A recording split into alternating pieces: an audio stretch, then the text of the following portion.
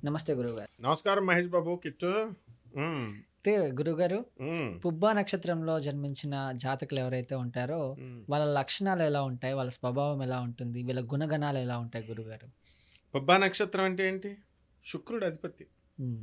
శుక్రుడు వాళ్ళు ఎలా ఉంటారు? అందంగా ఉంటారు. హీరో వెంకటేషు, నాగార్జున, అంజలి, ఆ, హీరోయిన్స్ కొన్ని పేర్లు చెప్పు. హ్మ్. చెప్పు ఎవరు?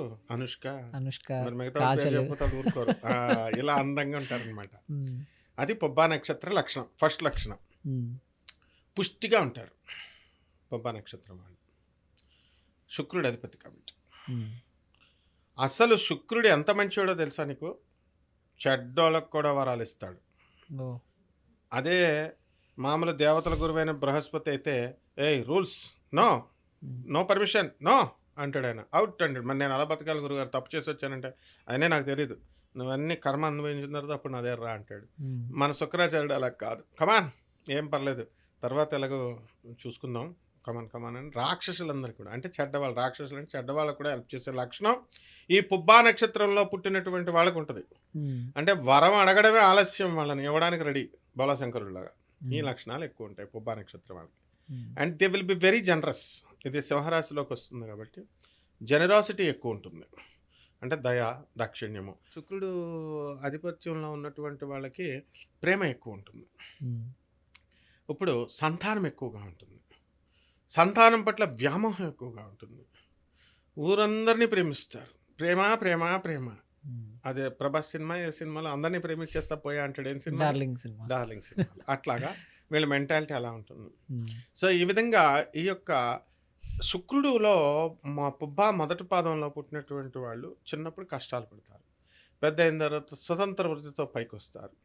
వార్ధక్యంలో హాయిగా కూర్చొని చక్కగా భార్యతో కబుర్లు చెప్పుకుంటూ, ఆమె చేత తన్నులు తింటూ హ్మ్. హ్యాపీగా ఉంటారు. అంటే they love the women.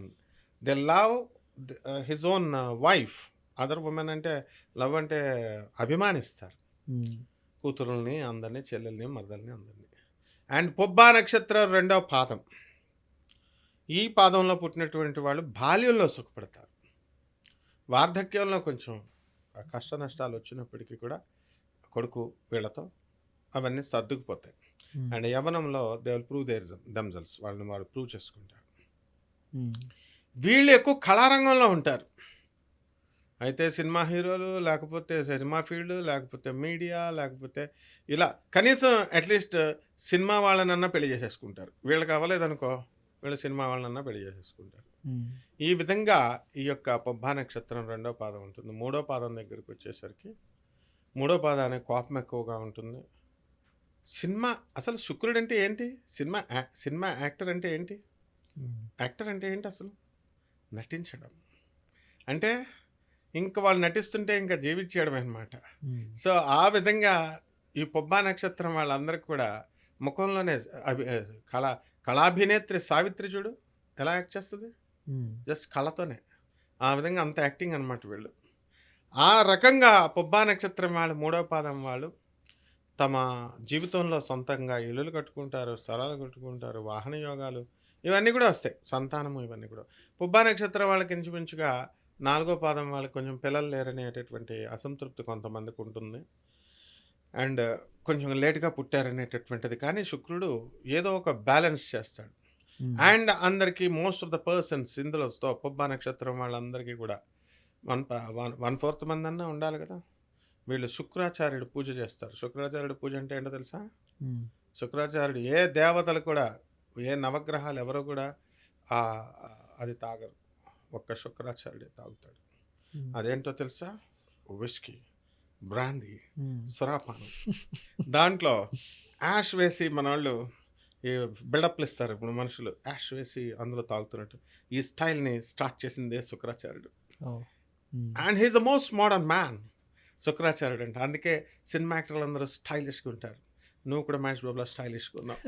So, ఆ విధంగా ఈ యొక్క యాష్‌ని దేవయాని, కచుడు శుక్రాచార్యుడు కూతురైనటువంటి దేవయానిని, కచుడుని బృహస్పతి కుమారుడైనటువంటి దేవతల గురువైనటువంటి బృహస్పతిని కచుడిని పంపిస్తే ఈ దేవయాని ప్రేమలో పడితే ఈ కచుడిని చంపేస్తా ఉంటారు రాక్షసులు. హ్మ్. ఎన్నిసార్లు చంపేసినా దేవయాని రికమెండేషన్‌తో వాళ్ళ నాన్న బతికిచ్చేస్తున్నాడు శుక్రాచార్యుడు. హ్మ్. ఇలా లాభం లేదు వీడిని ఫినిష్ చేసేయాలనేసి యాష్ కింద మార్చేసి విస్కీలో ఇలా పెట్టేసి పొడి వేసేస్తారు. ఈయన రోజు డ్రింకింగ్ అలవాటు ఉంటుంది డైలీ హ్మ్. శుక్రాచార్యుల వారికి.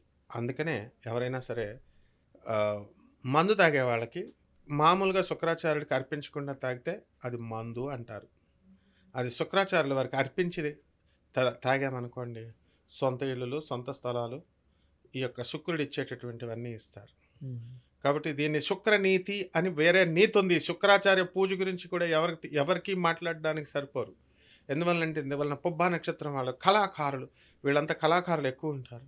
సో వీళ్ళు why they will get addicted to this drink? Because of Shukra. The Shukra influences the Shukra గ్రహ చంద్రుడిని లిక్విడ్స్ని ఆకర్షిస్తే శుక్రాచార్యుడు మందుని ఆకర్షిస్తూ ఉంటాడు. హ్మ్. అందుకే ఎక్కువ పుబ్బా నక్షత్రంలో 1/4 మంది అందరిని అంటే తంతారు మనల్ని. అందుకని 1/4 మందు బాబులు ఉంటారు. హ్మ్. కాబట్టి ఇది వాళ్ళకి మంచిది అవుతుంది. శుక్రాచార్యుడికి అర్పించి తాగితే మంచిది వాళ్ళకి. హ్మ్.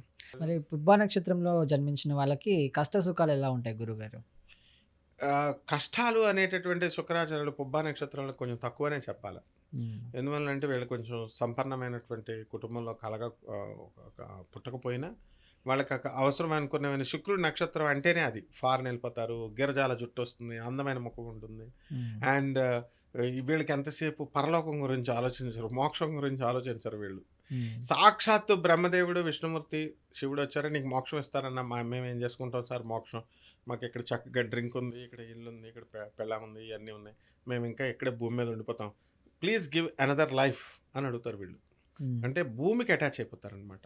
మాయలో పడేస్తాడు శుక్రాచార్యుడు. మాయ అంటే అటాచ్మెంట్స్. ఈ అటాచ్మెంట్స్లో ఇక్కడే భూమి మీదే పెళ్ళాం ప్రేమే శాశ్వతం, పిల్లల ప్రేమే శాశ్వతం, ఇలా అనుకుంటారు.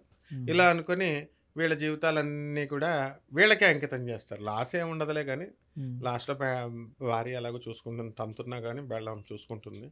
పిల్లలు మాత్రం వాళ్ళ సెల్ఫిష్నెస్గా రెక్కలు వచ్చిన పక్షులు ఏమవుతాయి, ఎగిరిపోతాయి. హ్మ్. అటువంటిప్పుడు పిల్లలు చూడలేదని ఎందుకు తల్లిదండ్రులు బ్లేమ్ చేయాలి?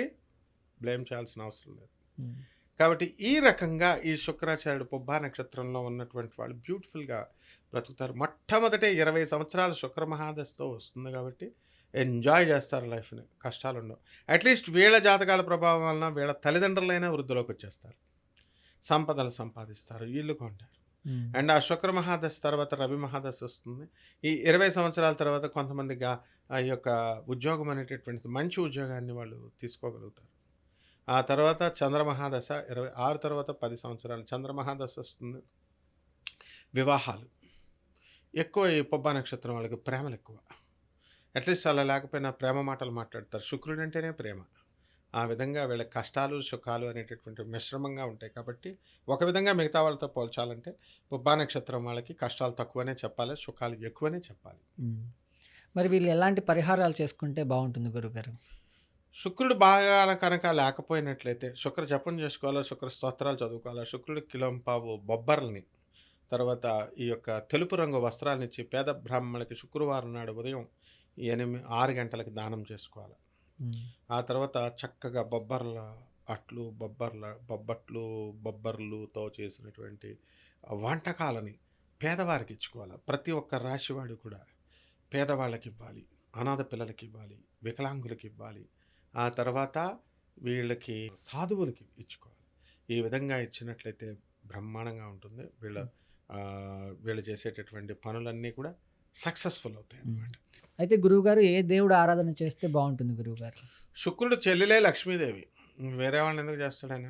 హ్మ్. మహాలక్ష్మి లేదా శివుడు. హ్మ్. అందువలన మహాలక్ష్మి తల్లి ఆరాధన కనుక చేసినట్లయితే శుక్రవారం నాడు భృగు అంటాం, భృగు మహర్షి యొక్క సంతానం ఆయన, హ్మ్. భార్గవుడు అంటాం. అందువలన ఈ మహాలక్ష్మి కానీ ఆయన సహజంగా శివభక్తుడు కాబట్టి శివుడికి కానీ రోజు అభిషేకం చేసినైతే ఈ పుబ్బా నక్షత్రం వాళ్ళు ఎక్కడికో వెళ్ళిపోతారు. హ్మ్. అందువలన రుద్రాక్ష మాలను ఈ యొక్క కాస్ట్లీ వేసుకోక్కర్ లేకుండా సింపుల్గా చిన్న రుద్రాక్షను పెట్టుకొని పంచముఖి రుద్రాక్ష కనుక దగ్గర ఒక పోసేసుకున్న చాలు. హ్మ్. వీళ్ళు శివస్వరూపంలాగా అయిపోతారు పుబ్బా నక్షత్రం. చాలా చక్కగా వివరించారు గురుగారు. ధన్యవాదాలు. ధన్యవాదాలు.